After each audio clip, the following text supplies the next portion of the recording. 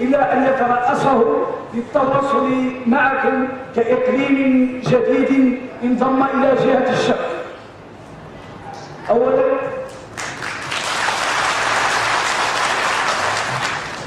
أسدل الستار على المعهد الجهوي للصناعة التقليدية بإقليم قرسيم، والذي عرف مشاركة العديد من صناع إقليمكم، وقد ترك حسب اتصالاتنا فقد ترك صدى طيب لدى جميع الصناع التقليديين، سواء صناع إقليم قرسيم أو الصناع الضيوف الذي كانوا بين ظهرانكم. وبهذه المناسبة نتقدم بتحياتنا وتقديرنا إلى السيد عامل صاحب الجلالة على إقليم قرسيم وإلى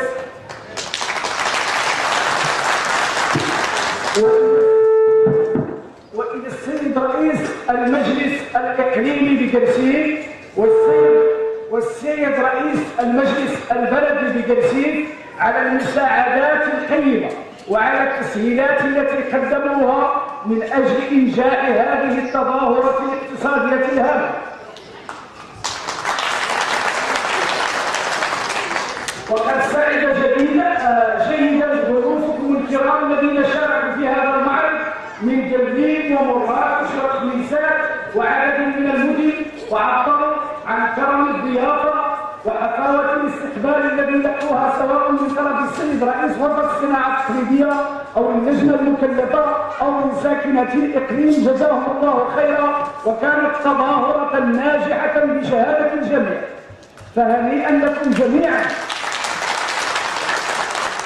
فهنيئا لصناع قرسيم، وهنيئا لساكنة قرسيم التي أقبلت بشغف على زيارة هذا المعرض وشجعته، ونحن بدورنا نهنئه ونتمنى أن تنظم معارض أخرى إن شاء الله حتى تبقى مدينة قرسيم إلى المكانة التي يرتضيها لها أمير البلاد صاحب الجلالة الملك محمد السادس نصره الله وإياه. ودون أن أطيل عليكم سأترك الكلمة للسيد دريس بوجوالة رئيس غرفة الصناعة التقليدية للجهة الشرقية، فليتفضل مشكورا ونهنئه على نجاح هذه التظاهرة. بسم الله الرحمن الرحيم، والصلاة والسلام على أشرف المرسلين. أولا أتقدم بالشكر الجزيل على كل من ساهم في إنجاح هذا المعرض الجهوي بمدينة قرسيف. ولعل هذا المعرض عنده عدة خصوصيات، ومن أهم الخصوصيات ديال هذا المعرض الجهوي بمدينة قرسيف أولا فهو يدخل في إطار انضمام إقليم قرسيف إلى حظيرة جهة الشرق. وأنا أقولها دائما بأن المكانة الحقيقية والمكانة الطبيعية ديال إقليم قرسيف هي الجهة ديال الشرق، لما يعرف ويعهد إلى هذا الإقليم من تقاليد يعني تميل أكثر ميولا إلى جهة الشرق أكثر ما هو إلى أقاليم أخرى. إذا الخصوصية ديال هذا المعرض كما لاحظتوا أول مرة كيتنظم هذا المعرض بهذا المستوى بمواصفات دولية وبمنتوجات في المستوى الرفيع. ولعل اكبر دليل على هذا هو الاقبال الكبير اللي عرفوا هذا المعرض، لا من حيث العروض التي قدمت ولا المنتوجات التي عرضت هنا في هذا المعرض، ولا العدد الكبير ديال الزوار اللي حج لهذه المدينه ديال كرسيف من جميع الاقليم، وربما من عده مدن يعني تنتمي الى اقليم جهه الشرق ولا مدن اخرى مجاوره لهذه المدينه العزيزه علينا. لا تفوتني الفرصه بان اتقدم بالشكر الجزيل الى كل من ساهم سواء في التنظيم ولا في إرساء جميع الحاجيات الضرورية لإنجاح هذا المعرض. وهنا أخص بالذكر السيد عامل صاحب الجلالة اللي الحمد لله كان تجاوب كبير، لأنه تم التحضير في هذا المعرض في ظروف حسنة وجيدة. وكذلك السيد رئيس المجلس الإقليمي ولا السيد رئيس المجلس البلدي ولا الساده نائبان البرلماني بما فيهم السيد رئيس المجلس البلدي ولا السيد النائب السيد الحاج البرنيشي، ولا دون ان ننسى كذلك مجلس جهه الشرق اللي هو كيوكل جميع المعارض الجهويه اللي كنظموها في جميع الجهه. وهنا اخص بالذكر السيد رئيس مجلس جهه الشرق. ولا تفوتني كذلك ان نوه بالمجهودات التي قام بها الساده اعضاء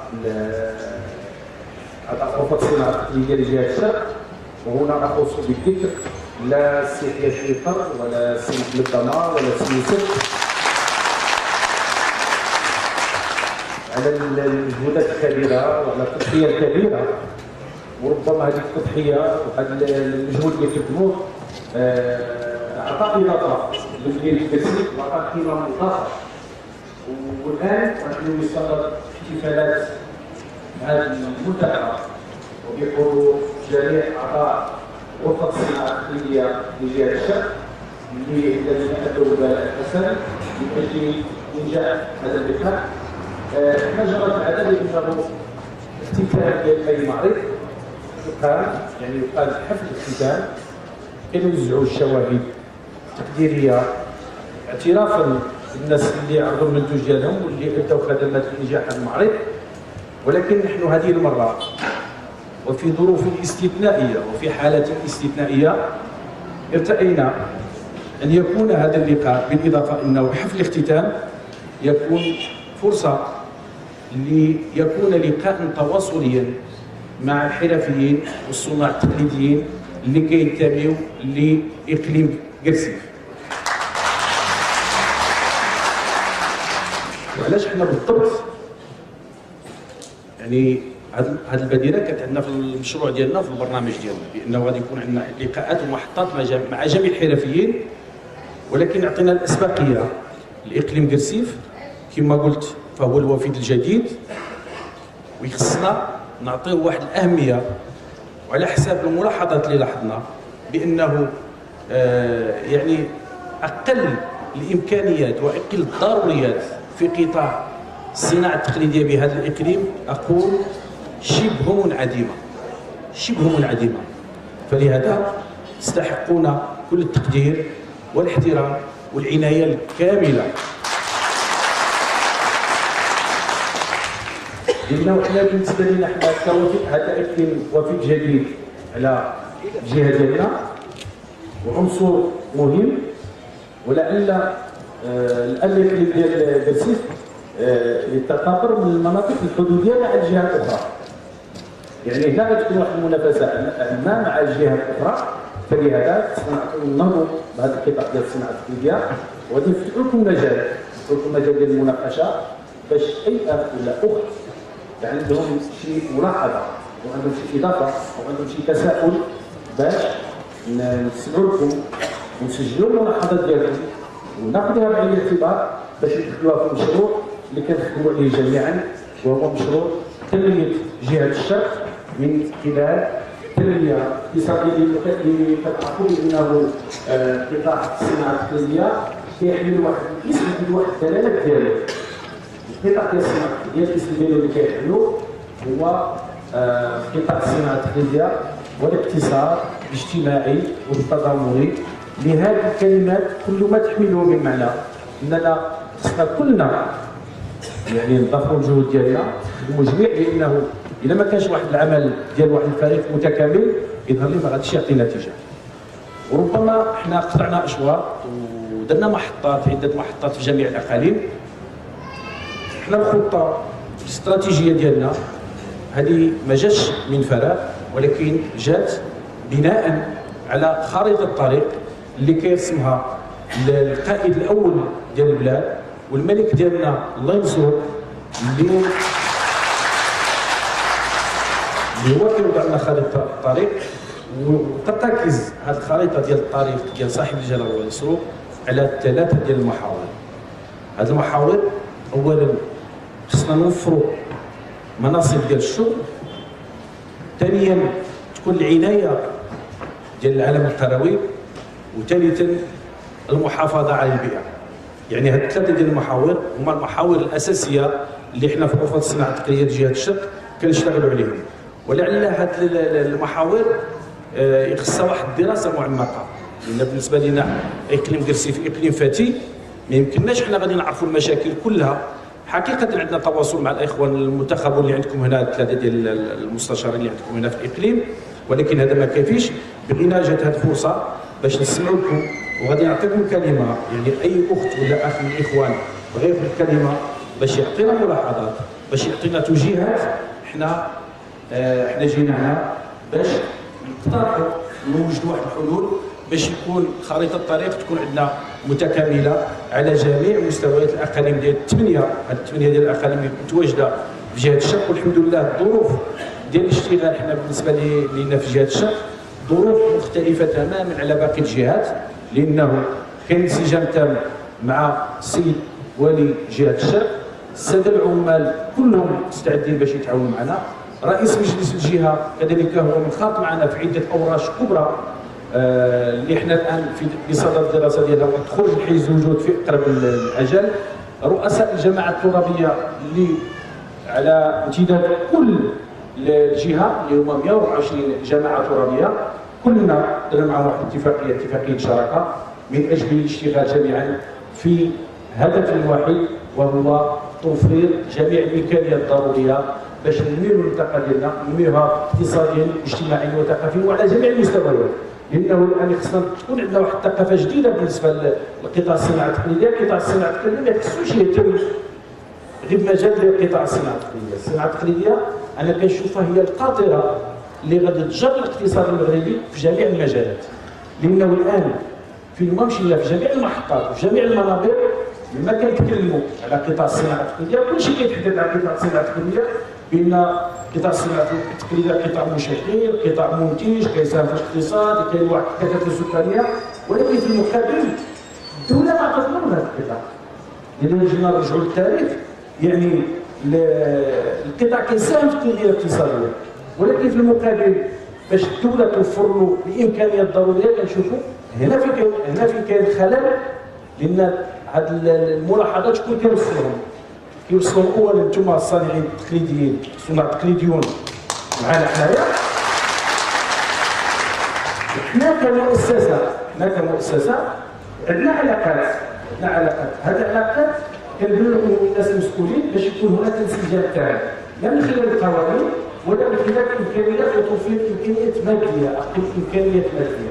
لانه لما جينا نتحدثوا على وزاره الصناعه التقليديه عندها الامكانيات جد هائله، ما يمكنناش نغطي الحاجيات ديالنا حنا واش بغينا. فلهذا خصنا نكون اذكياء كيفاش نضروا، كيفاش كنشوفوا واحد يعني الحاجيات اللي بغينا، الاستراتيجيه اللي بغينا، والاهداف اللي بغينا نحققوهم. لكن عرفنا واش باغيين، اذا بغيت الطريقه غادي في اطار المشاركه بيناتنا غادي نجلسوا، غادي نعطيو واحد الاستراتيجيه. وهنا الخصوصيه كذلك ديال الاقاليم، لانه الاقاليم كلها كتختلف. كاين الاقاليم اللي عندنا في 8 كل اقليم عنده الخصوصيه ديالو. الا جينا نذكروا على المنتوجات مختلفه، الا جينا على التنميه الاقتصاديه مختلفه، الا جينا نهضروا على الامكانيات مختلفه، ولكن خصنا نراعيو الخصوصيات ولكن نشتغلوا بواحد الطريقه متكامله. يعني اقليم يكمل اقليم. الا هضرنا على المسائل ديال البطاله كنلقاو مثلا عندنا بعض الاقاليم اللي جهه الشرق فيها اكبر نسبه ديال البطاله. الجهه ديالنا اكبر نسبه في المغرب ديال البطاله هي في الجهه ديالنا. ولا جينا نذكروا الاقاليم كل اقليم على حده كنشوفوا كذلك بانه كاين اقاليم متفاوته في المسائل ديال البطاله. هنا خصنا يكون عندنا واحد التوازن وعندنا واحد القوه اقتصاديه مهمه في المنطقه ديالنا وهي الجاليه المغربيه المتواجده بالخارج. عندنا واحد الجاليه مهمه متواجده بالخارج ابناء المنطقه اللي عندهم رغبه انهم يشتغلوا عندهم رغبه انهم يستثمروا ولكن مازال ما لقاوش الظروف المواتيه. اذا الدور ديالنا حنايا نوفروا هذه المسائل ونوفروا هذه الامكانيات وهذا ما غاديش يجي من فراغ ولكن غادي يجي ملي غادي نفتحوا الحوار ونفتحوا المناقشه. انا غادي نطلب من السيد المدير باش اي اخ بغا ياخذ الكلمه ويقدم شي ملاحظه ولا يقدم شي اقتراح حنا نحن ورها الاشاره باش ذاك الاقتراح ديالو التساؤل ديالو يمكن كان التساؤل اللي غادي يجاوبوه حينا ولكن كاين الجواب اللي غادي يكون في اطار واحد المشروع اللي حنا بصدد الاشتغال عليه. اذا مره اخرى كنحييكم على الحضور ديالكم الوزين لانه كتلاحظوا بان حتى هذا اللقاء ديالنا طريقه باش نظمناه بطريقه تلقائيه وباش يكون هذا الحضور لا في العنصر النسبي ولا في العنصر يعني الذكوري ولا في الشباب. هنا كنوجدوا بانه كاين واحد القوه بشريه هائله تاثيرها فينا، قوه بشريه جد مهمه ولكن مع الاسف هذه القوه البشريه مادام انها كل واحد شي كيشرق شي كيغرق شي كيحسب غير راسو ما غاديش نوصلوا للنتيجه. ولكن كنا كنا نطرحوا الافكار ديالنا نطرحوا المشاكل فين نطرحوا المشاكل ولكن في المقابل نطرحوا البديل. الا عندنا مشكل كيفاش غادي نشوفوا اننا خصنا نعالجوه. فلهذا انا كنشوف القوه ديال الطاقه البشريه ديال قطاع الصناعه التقليديه اقولها واتحمل كامل المسؤوليه هادشي اللي غادي نقولوا بان القوه ديال الطاقه البشريه خادمه بقوه وان شاء الله غتكون جهه الشرق ديالنا غتكون نموذج في الطريقه ديال التعامل مع المشاكل ديال قطاع الصناعه التقليديه في الجهه ديالنا. اذا الفرد الضرر هو شكل الكلمه ديالو اللي كتزود انني بحكم انه لاول مره كنتلاقى مع الساكنه ديال مدينه كرسي واحد اللقاء مباشر لقاء تواصل مباشر كان ضروري انني نقول هذه الكلمه باش نعرفوا بعضياتنا نفتحوا مجال باش نتناقشوا عن هذا الموضوع يعني غادي نناقشوا هذا الموضوع في واحد الاطار احتفالي.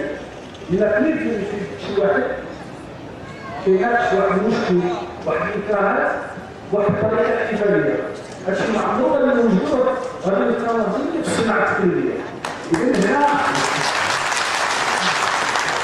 الناس كتعرفوا بان الناس ديال الصناعه التقليديه ناس مناضلين ناس مجاهدين كيساهموا في الاستقلال كيساهموا في الاقتصاد او بزاف البلاد ديالنا والان جا الدور باش نردوا لهم ذاك الجانب نردوا لهم ديك العنايه نردوا لهم ذاك التقدير وحنا يكفينا شرف في قطاع الصناعه التقليديه.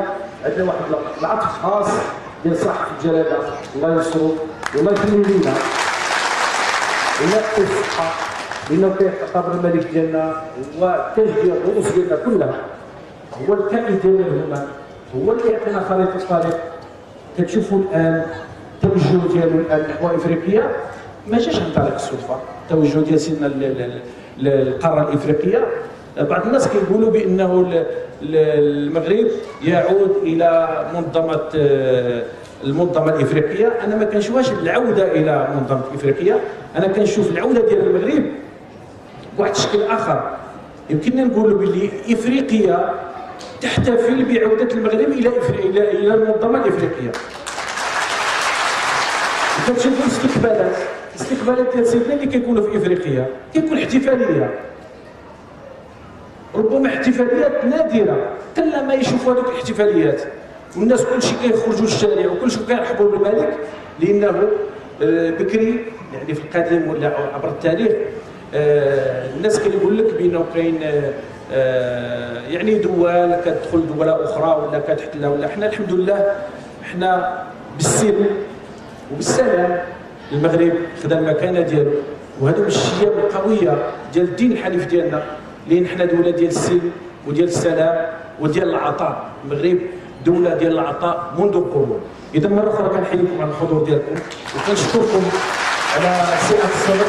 السلام عليكم ورحمه الله تعالى وبركاته.